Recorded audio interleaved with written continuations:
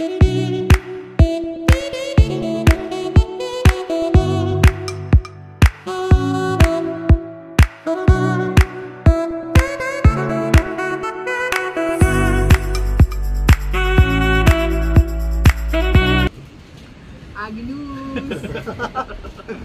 player, MVP. Hindi lang sa loob, basketball pa. Satisfied na satisfied, syempre. Si Mark yung gumawa eh. At saka ano, yung sa paggagawa niya, talagang alam niya na yung ginagawa niya. Hindi mo na kailangan pang utusan o ano. Bantayan. Automatic. Talagang kabisado niya na. Nagulat nga yung mga tao rito eh. Dahil marami rin nagagawa ng mga bahay dito. Nakikita yung nagagawa to, iisang tao lang. Binuo niya, isa niya lang. Oo, nag-isa lang talaga ako. Magandang hapon mga kalapatids. Nandito ka pa tayo sa Santa Rita, Olongapo. Papakita ko pala sa inyo yung loft na pinagawa ni Boss Andre. Ito mga kalapatids. Ito nga pala yung likod ng kulungan. Yung palang ventilation niya mga kalapatids.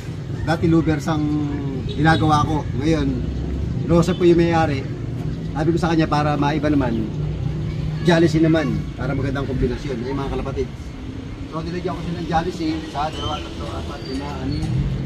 Dito 8 pieces na Jalisin ang pinalagay ko mga kalapatids. Dito sa likod ng loft at saka dito sa mesa ng loft mga kalapatids. Ayan.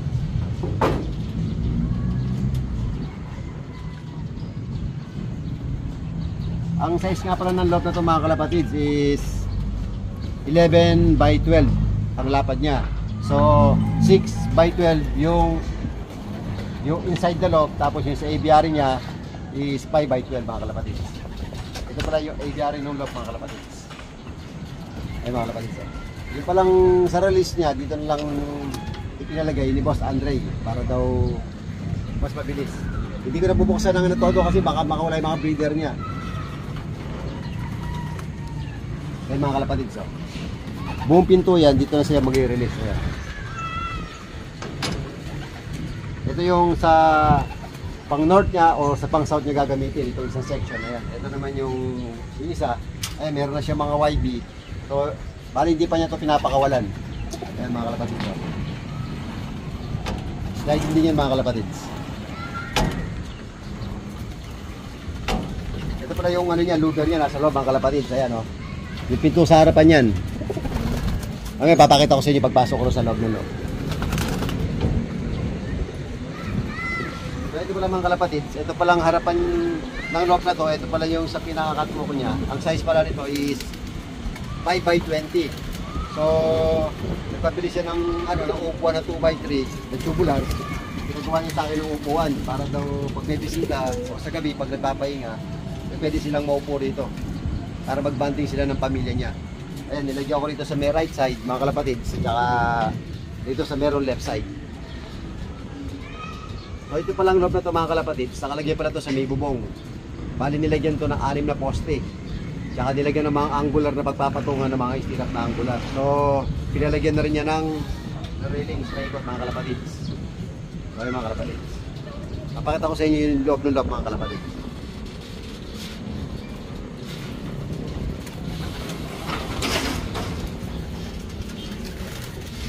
Ito pala yung sa north section mga kalapatids. Ang size pala nito is 6 by 6 mga kalapatids. So ito pala yung window box. Itong window box na ito mga kalapatids, pinagawa niya kay PJ. So ito, napagawa namin, hindi na namin napabarnisan. So pagka gusto pabarnisan ni boss, mag-utos na lang sila ng tao niya papabarnisan. Yung parang mga gusto magpagawa ng mga window box, mga boxbirds, mga kalapatids, kay PJ kayo mura, tsaka free deliver pa sa kanya. Nag-canvas ako sa mga ibang gumagawa ng ganito, siya ang pinakamura. Mas makakatipid kayo kasi libre deliver, pero siguro baka depende na lang din sa lahi mga kalapatids. So ito pala yung louver kaninang pinakita ko sa inyo mga kalapatids.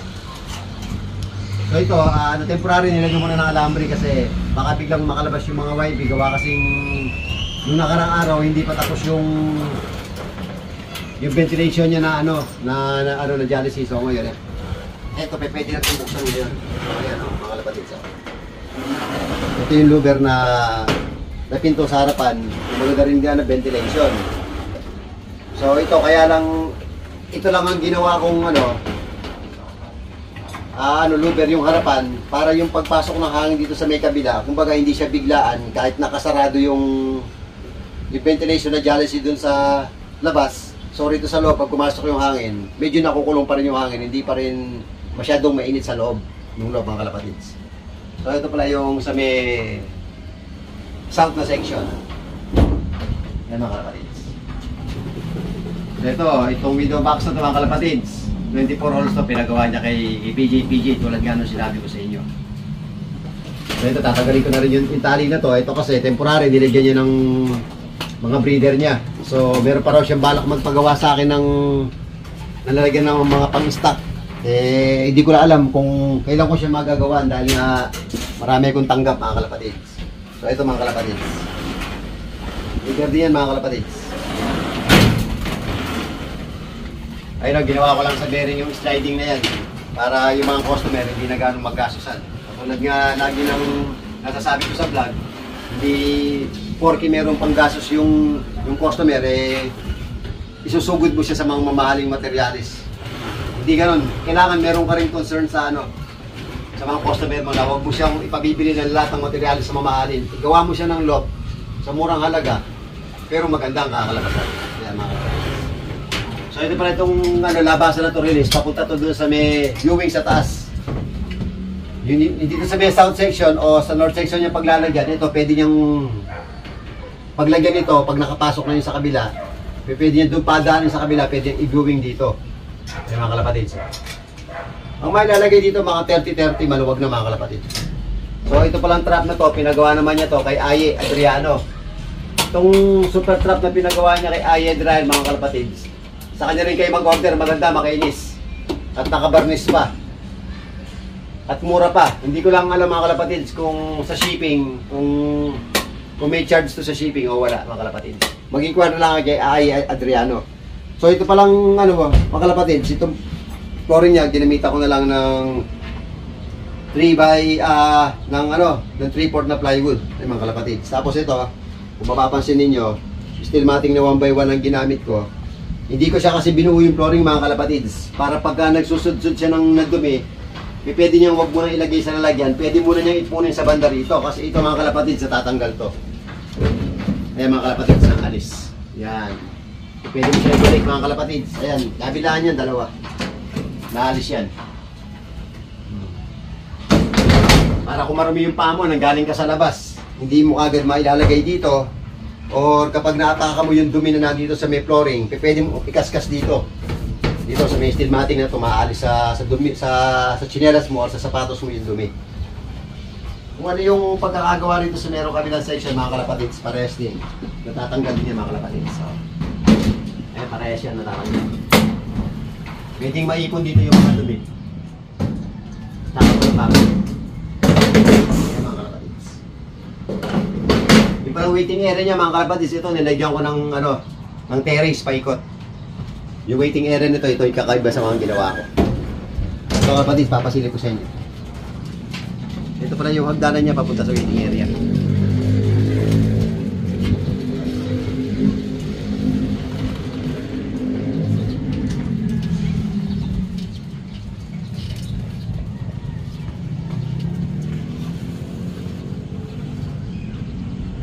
Ito pala yung sa waiting area niya mga kalapatids. Ito, sliding yung pinto. Ito, pinagawa ko to mga kalapatids. Itong mga salamin na to, sliding, saka yung jalousie rin sa baba, kay Mr. Edmond Pedragosa. Tabasiri. Ito, hindi magkalapati yan. Shoutout pala sa'yo, parang Edmond Pedragosa. The best, maganda yung gawa mo. Ito, so ito mga kalapatids, sliding. Yung right side lang ang pinagawa namin sliding mga kalapatids. Ayan o. Tapos yun dito sa may back. Kaya ito naka-fix lang pinagawa ko kasi pag daw malakas ng hangin tsaka ulan, talagang pasok daw ng tubig. Hindi ko na pinagawang sliding sa banda rito, pinafix ko, tapos tinagyan ko na ng sealant. Tsaka rito sa may left side sa bubong, yung kasi dalsig ng tubig doon, mapupunta lang dito. Sa may gilid, kaya makapumasok din yung tubig, kaya pinafix ko, tsaka ito sa fix. Para ito sliding. Ito, papakita ko pala yung terrace sa paikot, mga kalapatids. Ito. Kaya kasi ito nilagyan ko to ng terrace, ano sayang kasi yung mga tag ito, yung mga materialis na sa sobra, kahit mga ilang piraso lang, naisip ako nalagyan ito para nakakaikot din yung may-ari dito, tsaka yung para sa maintenance ng aircon, hindi sila mahihirapan magbunot ng aircon, mga kalapatid, ito yung terrace, yung catwalk dito sa side and dito sa likod, mga kalapatids. O yan. So ito, kumbaga, hindi rin ako nahihirapan naglagay ng aircon.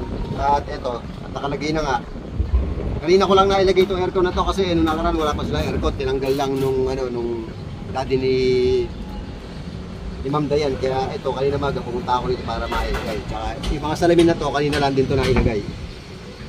So ito pala mga kalapatids, pakita ko sa inyo yung maliit lang na na napasukan ng ibon.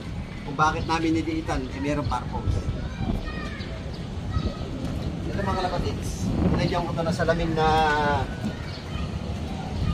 1/4 or 360 nito. Hindi ko na napansin Medyo dark ng konti kasi kaya itong sa banda rito is 4 feet na salamin.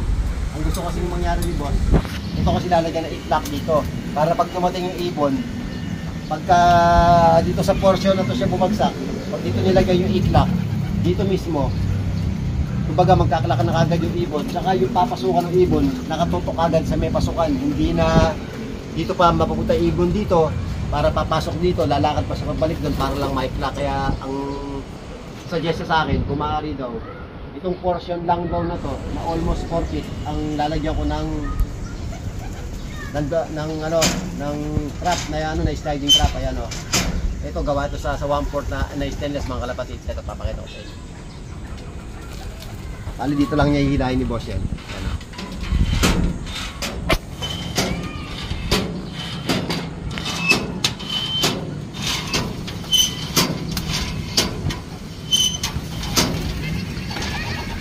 Tapos ginawa ko siya ng viewing dito.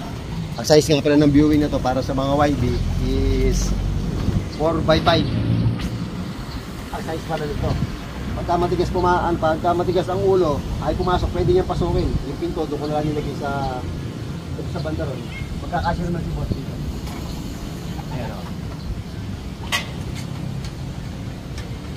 Si Boss Dre nga pala, mga kalapatid. Ito pala, meron na siyang loft sa Castillejos. Ngayon, pagka nagde-derby na siya, so pagka linggo, alam naman natin, pag araw ng linggo, pag derby, umuwi tayo sa bahay natin kahit may ginagawa tayo. Ngayon, parang marami siyang oras na nasasayang o nagbibiyahe pa siya ng malayo. Kasi napunta na ako dun Kumbaga almost 1 hour pa yung binibiyahe niya.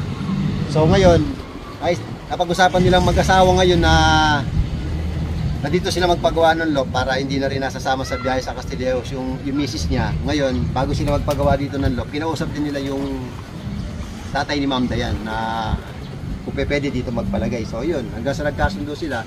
At ngayon, ito na nga, at nandito din sila. Nandito sila boss, nandito sa may baba. Ito mga kapatid. Ngayon, parang yung daddy niya, parang nahuhumaling na rin sa pagkakalapati. Ito yung yung kalapating inilalaban na sa karera, hindi yung kalapating mababa ang likad, mga kalapatids. Mga kalapatids, ito nga pala yung nilagyan namin ng maliit na lababo, ginawa ko na dito si Boss Dre para hindi na bumababaron.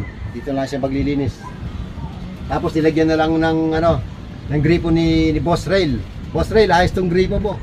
Panghugas natin ito sa mga beer, sa mga basa natin, tagay-tagay.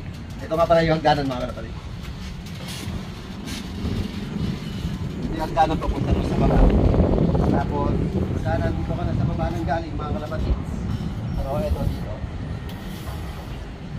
Ayan, so pumunta ka naman pataas, mga kalapatids. Yan. Mga kalapatids. Ito pala yung pinakataas ng waiting area niya, mga kalapatids. So, napakagandang tourist spot dito. Siya lang daw yung merong gantong loft dito sa lugar ng Santa Rita. O hindi ko alam, mga kalapatids, kung siya lang ang merong gantong klaseng loft dito sa Santa Rita, Olongapo o sa buong Olongapo, mga kalapatids. Kasi maraming dumadaan dito sa may banda rito na pinipicturan yung loft na to. At napakaganda raw pag sinasabi maganda, nakakataba ng puso, mga kalapatids. Mga kalapatids, last day na namin dito sa sa Tarito Olongapo. Nandito na pala ngayon yung bagong loop ni Boss Dre. Ito nga pala si Boss Dre. Nasatisfied ka ba, Boss Dre, dito sa loop na naging project natin dalawa? Ano pala masasabi mo? Satisfied na satisfied. Siyempre, si Mark yung gumawa eh. Tsaka yung sa paggagawa niya, talagang alam niya na yung ginagawa niya. Hindi mo na kailangan pang utusan o bantayan. Automatic. Talagang kabisado niya na. Nagulat nga yung mga tao rito eh. Dahil marami rin nagagawa ng mga bahay dito. Nakikita yung nagagawa to, iisang tao lang. Binuo niya, isa niya lang. Nag-isa lang talaga ako. Isa niya lang binuo. So dati may loop na rin ako, nasa Zambales, sa Castillejos. Ang laki rin, mas malaki pa rito, tutusin. Pero syempre, iba yung gawa, tsaka yung wala naman na ako masabi sa gumawa nun, pero dahil matagal na rin naman, okay din naman. Pero ito ngayon talaga, satisfied na satisfied ako, talagang sulit, ultimo pisong binayad mo, talagang sulit na sulit. Talaga ibang klase to si Mark gumawa. Talagang i-recommend mo talaga, talagang hindi ka mapapaya pag nire-recommend mo sa iba. Kaya kung may nagpapasalamat ako sa kanya at nagtiwala sa akin at pati rin sa pamilya niya, nililibre ko sa pagkain at sa merienda at pinatira pa ako doon sa condo nila. Yung condo nila ay talagang napakagandang condo. Sabi ko siya, wala ka masasabi. Pati yung ibantay niya rin na si Dan. Shoutout pala sa iyo, Dan, Eskwala. Maraming salamat pala sa pag-entertain mo sa akin. Kay Daniel Mislan. So ito palang loob na to, mga kalapatids. Si Boss Dre pala ang gumastos ng lahat ng materialis at ako labor lang. So doon sa napag-usapan namin ng labor, hindi ko alam kung namahalan siya kasi ako, mga kalapatids, as long na kaya kong gawin ako mag-isa, talagang gagawin ko ako mag-isa kasi ayokong nagsasama ng maraming tauhan. As long na marami kang helper, mas lalo lang tumataas yung costing ng labor. Kasi at saka nadala na rin ako, meron akong 2 taong tinulungan na naging kasama ko pagkatapos kong kinuha ng lisensya, etc. Tinulungan ko, nandiyan yung mga bumali sa akin. Pagkabali, tinakbuhan ako, kaya hindi na rin ako kumuha ng mga helper o mga trabador. Kung kaya kong gawin, ako na lang tumatapos ng kulungan. So kumuha na lang ako, yung naghahakot, yun lang, pag nahakot ang lahat ng gamit. So ako na bumabanat ang lahat. Ito kaya ngayon, ito natapos ko. Ako mag-isa lang, may 2 buwan kong ginawa ito. Tama, 2 buwan, sulit na sulit. Kaya kitang-kita nyo naman yung ganda ng loop. Wala kang masabi talaga. Kaya dun, mga kalapatid, sa napag-usapan namin presyo ni Boss Dre, dun sa kung magkano man yon, ngayon nakita niya, meron man sumobra pero konti lang. Nakita naman niya talagang sapat lang yung presyong binigay ko sa kanya. Hindi ko siya tinasan. Tsaka ang kaganda lang, mga kalapatid, pag may naiwan akong request dito, kung anong pa man, PM lang niya ako, pwede kong balikan. Kahit kayo, pag nagpagawa kayo sa akin, once na merong problema sa konting loop at merong mga gagastusin ng mga materialis na kulang, bumili lang kayo, i-repair ko yung loop. Wala tayong pag-uusapan. Merienda lang, katalo na, mga kalapatids. Nagpapasalamat pala ako muli dito kay Boss Dre, mga kalapatids. Maraming salamat din kay Mark. Talagang sulit. Tsaka bilib ako sabihin niya kay Boss Rail. Ngayon, nagkakalapati na, hindi na nagra-ride sang motor. At saka, nagpapasalamat ako kay Boss Rail at sinusuportahan din niya si Boss Rail at saka si Ma'am Dayan. Yun. At silang tatlo, sila tag team na ngayon sa pagkakalapati. Yun nga lang, kailangan naka-aircon yung waiting area, hindi pwede. Maselang si Ma'am Dayan, ayaw na initan. Gusto malamig ang panahon. Mga kalapatids, ito pala yung lady puncher ng Santa Rita, Olongapo na si Ma'am Dayan. Tignan naman ninyo, maniniwala ba kayo nagkakalapate? Mala artista ang datingan. So ma'am, anong naisipan mo at nagkalapate ka rin maliban din kay boss na mister mo? At nahumaling ka sa kalapate? Nagustuhan ko kasi mga off-color. Lahat ng mga iba-ibang kulay na ayun, gustuhan ko siya. Kaya nililigan ko yan. So ito pala ang nagpasya na nagsabi sa mister niya na dito lang sila magpagawa ng loop. Ngayon, nung nag-usap silang dalawa, gawa nga kasi sa Castillejos yung loop. So napapagod sila kakabiyahing dalawa papunta ron pagkalinggo, imbis na natutulog pa sila ng alas 8, pagkaroon ng derby, alas 9, alas 10 ang abangan natin. Gumigising sila ng umaga para lang magbiyahe papunta ron. So ngayon, yung daddy nilang magandang lalaki, tinausap ni Ma'am Dayan. na kung pwede Dito na rito. lang. So ito, pumayag naman. So ano masasabi mo rito sa bago yung look? Sobrang ganda. Grabe. Maraming salamat Ang galing po. niyang gumawa. Hindi ko in-expect na ganun kabilis tsaka ganun ka quality talaga yung gawa niya. Kaya sobrang thank you. Diba? Maraming po salamat sa tiwala nyo sa akin. At mga kalapatids, pag nagpagawa din kayo, igagawa ko rin kayo ng magandang look. Kung kaya kong gumawa ng magandang look, basta may budget kayo, igagawa ko kayo. Marami palang salamat sa isang pamilyang nakatira dito, kay Ma'am Dayan, kay Boss Ray, at kay Mr. Pogi na si Boss Rail. Maraming palang salamat. Maraming salamat mga kalapatids. Hanggang sa muli, abangan nyo, meron po ulit sa susunod. Ito yung basta of color. Agilus! Best player, MVP. Hindi lang sa loob, basketball pa. Thank you! Ayan, katulad ngayon, ayan o, nakakapag-relax, mga kalapatids.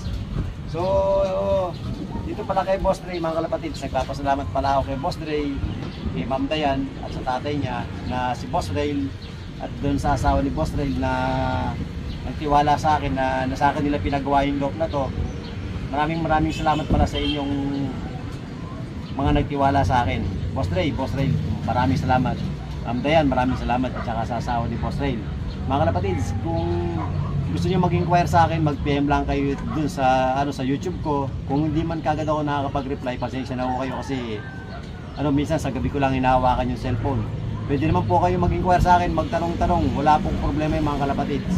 At saka sa akin mga kalapatids, sa totoo lang, yung halos sa mga ginagawa ko ng loob mga kalapatids, pag ako nagpunta ako sa isang site at meron akong ginagawang ganito, yung mata ko malikot. So, ibig sabihin na malikot ang mata ko mga kalapatids, tumitingin ako sa kung merong gate o merong bakod yung bahay, kung merong sira yung gate, tinitignan ko yung mga kalapatids. Ako mismo nagkukusang loob na ginagawa ko yung gate o nire-repair ko, hindi ako humihingi ng kabayaran.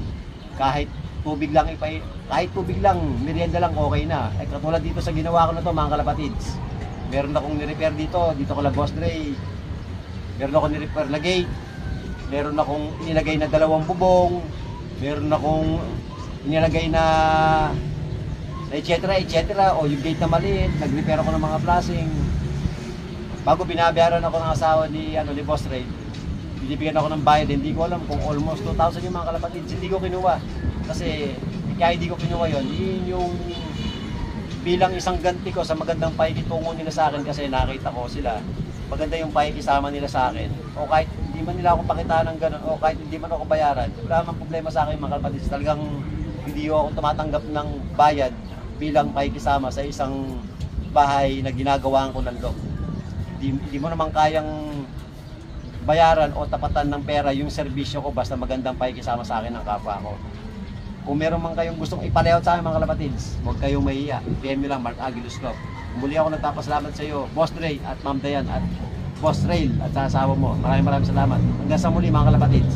Mark Agilus ng Kalupit, Bulacan. Thank you.